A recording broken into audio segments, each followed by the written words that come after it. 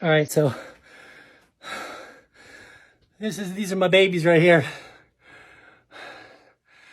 Two 1972 Fullerton era Rogers Blue Onyx. I got a 24 by 14 and a 22 by 14. There's a little Fullerton ebony black 13-inch rack tom. All right, we got some vintage 70s. I believe it's a 16-inch crash. And then I believe a 20-inch vintage 70s Zildjian ride. And then I believe a 18-inch Zildjian 70s crash. Maybe you got these guys down here. These are great. Oh, sorry. That guy right there. Yeah. I love that one. The Marine Pearl. 18-inch. Fullerton floor tom. Got this pretty guy right here. I'm not going to lie, guys. I started my eclectic Rogers collection because I found that one. Fullerton Red Onyx, 1968 holiday. Floor tom in mint condition at a flea market. I lie to you not. $30, man. I gave him $30. I think he wanted 35, and I even said 30, and he said okay. Yeah. And I never had Rogers. As a matter of fact, I had a bad kit. It was awesome. It was a Yamaha. It was a 1990s, early 90s Yamaha Rock Tour Custom in black. And 24 by 16, 18 by, I don't remember, I think 18 by 16. Yeah. Yeah.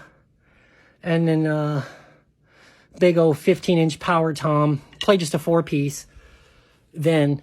And then when I got into, well, when I found this floor tom right here in the Red Onyx at a flea market, I thought that has got to be like the most beautiful piece I've ever seen before. I hadn't even really experienced Rogers, I'm not going to lie.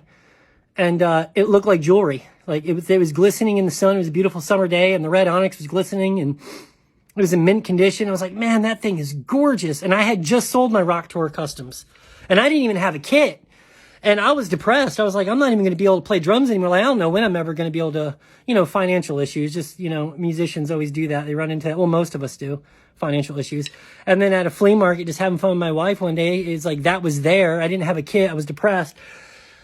Saw how beautiful it was like, holy smokes, man, that's a gorgeous piece. And then I fell in love with Rogers. And then I thought, I got to build a set off this. That's why everything is all eclectic. See? Because I just got more and more pieces that I just fell in love with. Oh, I like that piece. I like this piece, And then decided, try the double bass. This was all new to me, Like I was 4-piece, I come out of like the late 80s, early 90s, like the hair band into the grunge, post-punk era. So it was like 4-piece type stuff. And then this happened, and it was just beautiful. This guy right here is actually a big R. But I wanted it because it was a 14 by 8 with the Fullerton lugs. Yeah, there it is. See that? 14 by 8, and it had this really cool, like, worn look in the finish, And it was a color I didn't have. It was the natural wood. And I was like, man, that is, like, got some, like, natural wear to it that's, like, absolutely gorgeous. Gives it character. And it's a big old 14 by 8. And I was like, yeah, there we go. So I went ahead and went with that guy. I guess that's, like, the era. Most of you guys know more than I do about it. I guess that's the era of more of, like, the power tones. Which that Marine Pearl is a power tone, I believe. Yeah, you guys probably know. You're probably thinking, yeah, yeah, you can see down in there, power tone. Yeah. I don't know if you can see down in there. That one's Holiday. And, anyways. Oh, yeah, the top New Beat hi-hats, 14s. That's what I use, Zildjian right there. I've always used those hi-hats right there. I've tried others and never, ever found any other hi-hats that I really liked more than those. So I just always stuck with those just because, you have what you like, right? Got into this stuff, the Tama Fast Clamp, the Tama Iron Cobra. Now, the kick pedals are not Iron Cobras only because those pedals I've used just as long as I've used these hi-hats. And it worked for me. They're excellent. And so I stuck with them. And I only had one, so I got another one because it was so great. I got another one, so there's that. Anyways, that's just a quick rundown of my kit. Oh, yeah.